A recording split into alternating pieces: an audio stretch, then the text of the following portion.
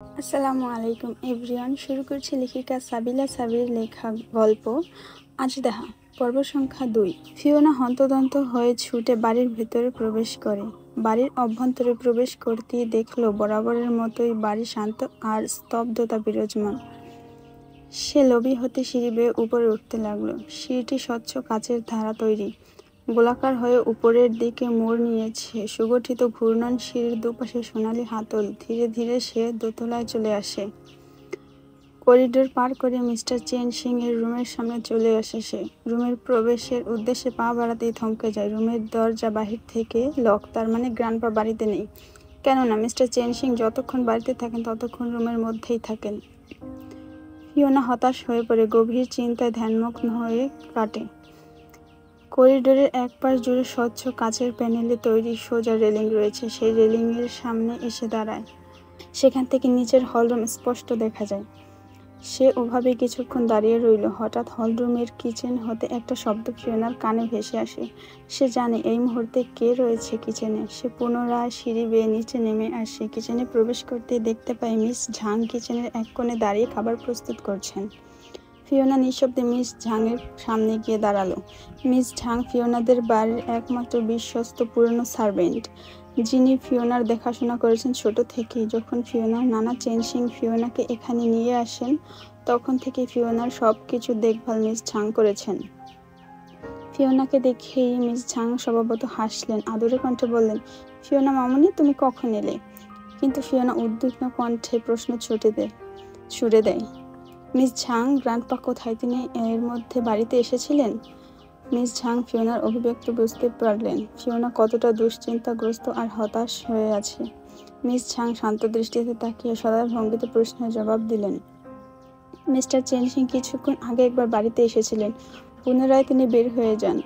সম্ভবত তিনি ল্যাবে থাকতে পারেন। মিস ঝাং এর জবাব শোনা মাত্র ফিওনা আর এক মুহূর্ত দেরি করল না। দ্রুত কিচেন থেকে বেরিয়ে যায়। বাড়ি থেকে বের হওয়ার পদক্ষেপ নেয়। বাড়ির মেইন দরজা দিয়ে বের হয়ে সোজা বাগানের দিকে হাঁটা ধরে। হাঁটতে হাঁটতে পৌঁছে যায় বাড়ির পেছনের দিকটায়। সে ইতিমধ্যেই বাড়ির পেছনে ল্যাবের সামনে পৌঁছে যায়। কিছু একটা ভেবে কিছুক্ষণ থমে রইল সেখানেই। তার সামনে রয়েছে তার গ্র্যান্ডপার ল্যাবরেটরি। বাইরে থেকে ল্যাবরেটরিটি আধুনিক, উজ্জ্বল ও সুরুচি সম্পূর্ণ স্থাপনাকে ধারণ করে। বিশাল কাচের জানালা দিয়ে ল্যাবরেটরির ভিতরকার দৃশ্য দেখা যায়, যা ভবনের একাধিক তলায় বিভক্ত। ল্যাবের বাইরের দেওয়ালগুলি মসৃণ ধাতুর তৈরি, যা সূর্যের আলোকে প্রতিফলিত করে। ল্যাবের প্রবেশদ্বারটি মার্বেল পাথরের ধাপে, যা দৃঢ় আর পরিষ্কারভাবে চিহ্নিত। বড় ভারী কাচের দরজা দুটি স্লাইডিং কাচের প্যানেল দিয়ে তৈরি, যা উজ্জ্বল আলোকে ভিতরে প্রবাহিত করে। ল্যাবের চারপাশে সঠিকভাবে কাটা কিছু গাছপালা ও পরিপাটি করা ঝোপঝাড় রয়েছে। ল্যাবের সামনে আধুনিক সাইনবোর্ড রয়েছে, যা ল্যাবের নাম ও পাসকোডের নির্দেশিকা প্রদর্শন করে। এর পাশে একটি ইন্টারকম প্যানেলও রয়েছে, যা ভিতরে যোগাযোগের জন্য ব্যবহৃত হয়। ফিওনা নিঃশব্দে হেঁটে ল্যাবের প্রধান প্রবেশদ্বারের সামনে এসে দাঁড়ায়। পাশেই একটি প্যানেল রয়েছে, যা টাচ স্ক্রিন। সে সেখানে পাসকোড বসায়। ফিওনার নানা ফিওনার বার্থডের সাথে ম্যাচ করে ল্যাবের পাসকোড দিয়ে রেখেছেন। পাসকোডটি দেওয়ার সাথে সাথে স্ক্রিনে ভেসে উঠল অ্যাক্সেস গ্রান্টেড। তার মাথার উপর লেড লাইটটি সবুজ বাতি প্রদর্শন করে সিগন্যাল দিয়ে জানান দেয় দরজা খোলার জন্য প্রস্তুত হচ্ছে। ইলেকট্রনিক দরজাটা সক্রিয়ভাবে খুলে ফিওনা ধীরে ধীরে ভিতরে প্রবেশ করে। সে সচরাচর এই ল্যাবে প্রবেশ করে না বিশেষ প্রয়োজন ছাড়া, আর যখনই ল্যাবে প্রবেশ করে তখনই সে ভীত হয়ে যায়। সে ল্যাবের ভেতরে ধীর পায়ে এগিয়ে যায়। ল্যাবের ভেতরে পরিবেশ খুবই অন্ধকারাচ্ছন্ন, শুনশান নীরবতা। মাথার উপর কয়েকটি বাতি নিভু নিভু আলোতে জ্বলছে। ল্যাবের ভেতরে ডান পাশে রয়েছে একটি বিশাল বড় আকৃতির রুম। ফিওনা সেই রুমে প্রবেশ করে। সেখানে প্রবেশ করতে সে আরাক দফা হতাশ হয়, কেননা সেখানে তার গ্র্যান্ডপা উপস্থিত নয়। ল্যাবের ভেতরে এই রুমটায় চারিপাশের দেয়াল ফকফকা সাদা রঙের, এতে করে রুমটা উজ্জ্বলতা অনেক বৃদ্ধি পেয়েছে। রুমের কেন্দ্রস্থলে বিশাল স্টেশন রয়েছে, যা ভিন্ন ধরনের পরীক্ষামূলক যন্ত্রপাতি আর ডিভাইস দিয়ে সজ্জিত।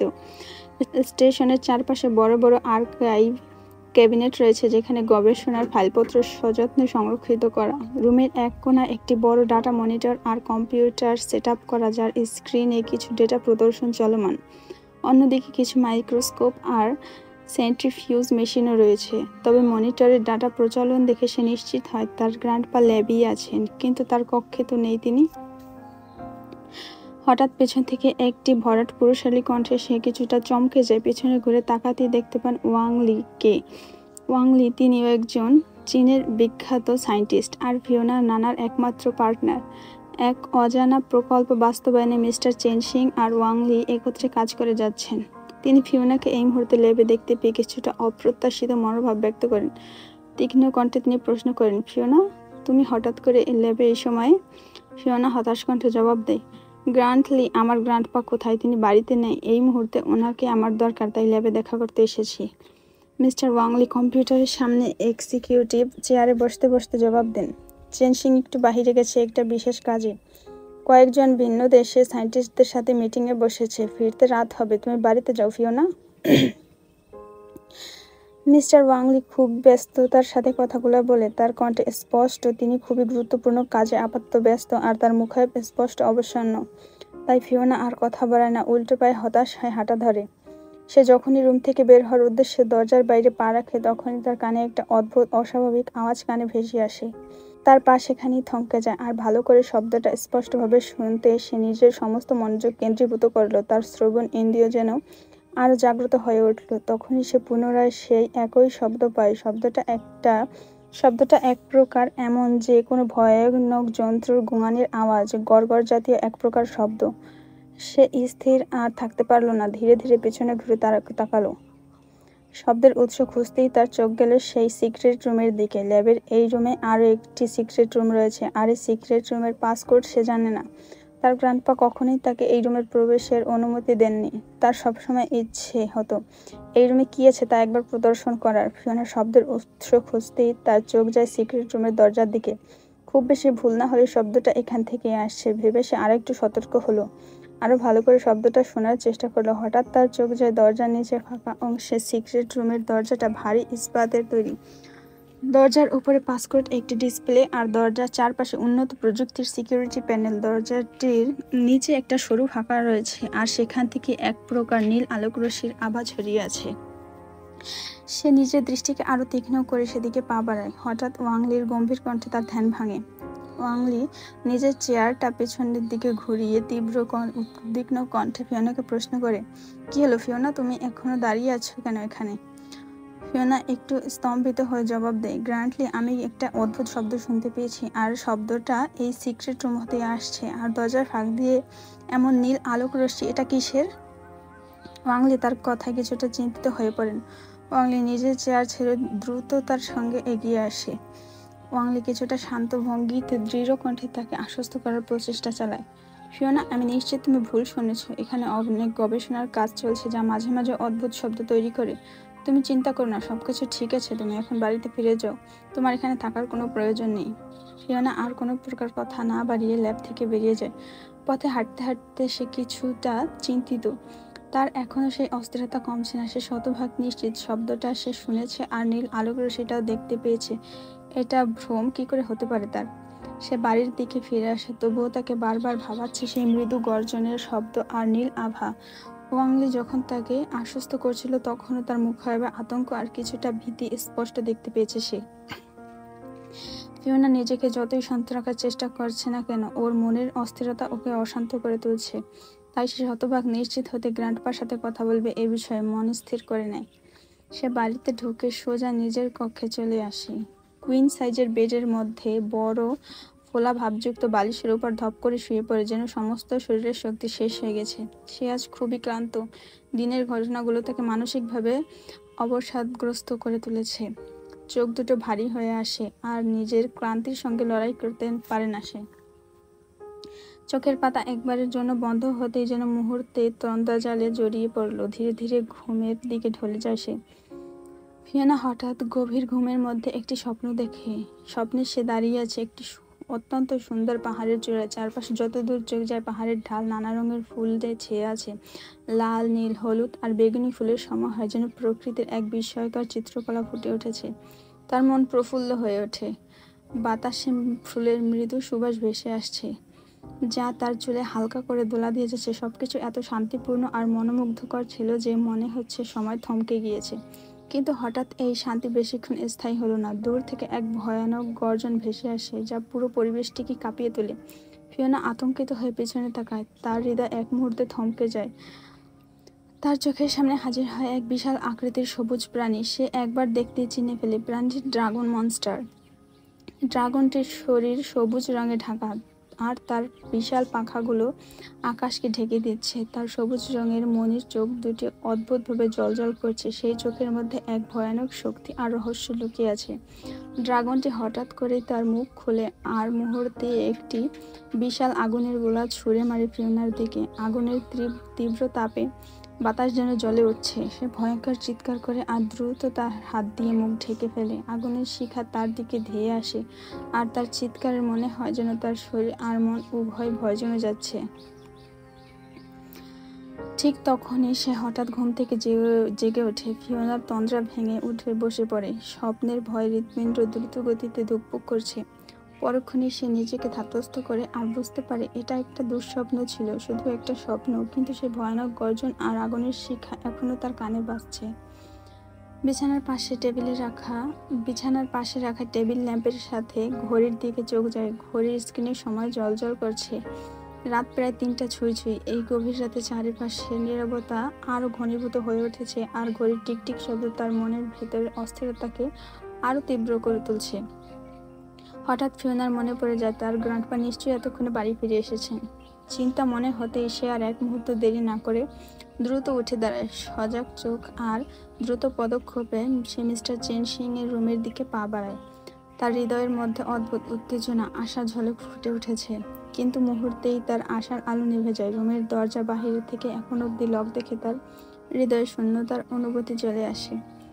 দরজার উপর চেক লিস্টের মতো লকগুলির তীক্ষ্ণ সিলভার চমক তার কাছে নিস্তব্ধতা আর নিরাশার প্রতীক হয়ে ওঠে। ফোন করতেও পারবে না, কেননা সে জানে গ্র্যান্ডপা কখনোই ফোন ধরেন না যখন তিনি বাইরে ব্যস্ত থাকেন। তার মনটা পুনরায় হতাশা ছড়িয়ে পড়ে। মনে হলো সমস্ত আশা এক নিমিষে দূর হয়ে গিয়েছে। সে কিছুক্ষণ দাঁড়িয়ে রুমের দরজার দিকে তাকিয়ে থাকে, তারপর ধীর পায়ে আবার নিজের কক্ষে ফিরে আসে। ফিওনা নিজের কক্ষে ফিরে এসে বেডে বসে থাকে, কিন্তু এখন আর ঘুম তাকে কোনোভাবেই গ্রাস করতে পারছে না। তাই রুম থেকে বের হয়ে সিঁড়ি বেয়ে নিচে নেমে আসে। এক কাপ কফি বানিয়ে পুনরায় রুমে এসে রুমের পাশের ব্যালকনিতে দাঁড়ায়। কক্ষের বা পাশের ব্যালকনি হতে সরাসরি রাস্তা দৃশ্যমান। ফিওনা ব্যালকনিতে এসে কফির কাপ হাতে ধীরে ধীরে বাইরে তাকায়। রাতের হালকা ঠান্ডা বাতাস ওকে সতেজ করে তুলেছে, আর কফির ভাবে গরম অনুভূতি শরীরটা কিছুটা প্রশান্তি দিচ্ছে। শহরের নৈসর্গিক দৃশ্য, রাত্রির নীরবতা আর কফির মিষ্টি গন্ধে তার সমস্ত চিন্তাগুলো একত্রিত হতে শুরু করলো। ব্যালকনির রেলিংয়ে ভর দিয়ে সে গভীরভাবে চিন্তিত চোখে দূরের অন্ধকার আকাশের দিকে তাকিয়ে থাকে, যেখানে মেঘের ফাঁক দিয়ে লুনার আলো মৃদুভাবে পড়ছে। আর মনে মনে তখনকার ঘটে যাওয়া ঘটনা আর স্বপ্নের কথা ভাবতে থাকে। ফিওনা চিন্তায় ডুবে থাকা অবস্থায় রাস্তার দিকে চোখ যায়। রাস্তার পাশে ল্যাম্পপোস্টের মৃদু আলোতে কারো উপস্থিতি টের পায়। সে ল্যাম্পপোস্টের সাথেই কেউ একজন দাঁড়িয়ে আছে। লম্বা মতো একজন, দেহের গঠন আর পোশাক দেখে বোঝা যাচ্ছে কোনো একজন পুরুষ। তবে এই শুনশান নীরব রাস্তায় এ সময় কে এখানে দাঁড়িয়ে থাকতে পারে? অদ্ভুত অদ্ভুত প্রশ্ন ঘুরপাক খাচ্ছে তার মস্তিষ্কে, তাই ভালো করে পর্যবেক্ষণ করার প্রচেষ্টা চালায়। লোকটা কালো রঙের হুডি পরিহিত, হুডি দিয়ে মুখ আর মাথা সম্পূর্ণ ঢাকা। কালো জিন্স আর পায়ে কালো স্নিকার্স পরে আছে। এদিক ওদিক তাকিয়ে কিছু একটা পর্যবেক্ষণ করছে সেই অপরিচিত লোকটা। ফিওনা লোকটির দিকে উদ্বিগ্ন আর সন্দেহভাজন দৃষ্টিতে তাকিয়ে আছে। বাতাসের হালকা ঠান্ডা অনুভবে তার মনোযোগ আরো নিবিষ্ট হয়ে উঠছে সেই অচেনা অদ্ভুত লোকটির উদ্দেশ্য বুঝতে। আচমকা সেই আগন্তুক বেলকনিতে দৃষ্টি নিক্ষেপ করে ফিওনা কিছুটা চমকে যায়। সেই অপরিচিত লোকটির চোখে সানগ্লাস পরিহিত, যা তার চোখের দৃষ্টিকে লুকিয়ে রাখছে। কালো রঙের মাস্ক দিয়ে মুখের অর্ধেকাংশ ঢেকে রাখা। লোকটির সানগ্লাস আর মাস্ক থাকলেও তার দৃষ্টির দিকে কিছুটা নজর দিলে বোঝা যায় সে উপরের বেলকনির দিকেই তাকিয়ে আছে। লোকটির উপস্থিতি আর তার দৃষ্টির তীব্রতা তার মনে এক ধরনের অস্বস্তি ও উদ্বেগ তৈরি করলো। সে দ্রুত দৃষ্টি সরিয়ে সেখান থেকে তীব্র আতঙ্কের সহিত রুমের ভেতরে ফিরে আসে। সে ব্যালকনির দরজা সজাগভাবে লক করে তাড়াতাড়ি পর্দা টেনে দেয়। তারপর নিজেকে শান্ত করার জন্য নিজের সাথে নিজে সংগ্রাম করতে থাকে, কিন্তু চেষ্টা করে শ্বাস প্রশ্বাস নিয়ন্ত্রণে আনার। এক ধরনের উদ্বেগময় চিন্তা তার মনের মধ্যে ঘুরপাক খায়। কে ছিল লোকটি? আগে তো কখনো দেখিনি এখানে। এত রাতে আমাদের বাড়ির সামনে দাঁড়িয়ে কি করছে লোকটি? কেন এসেছে?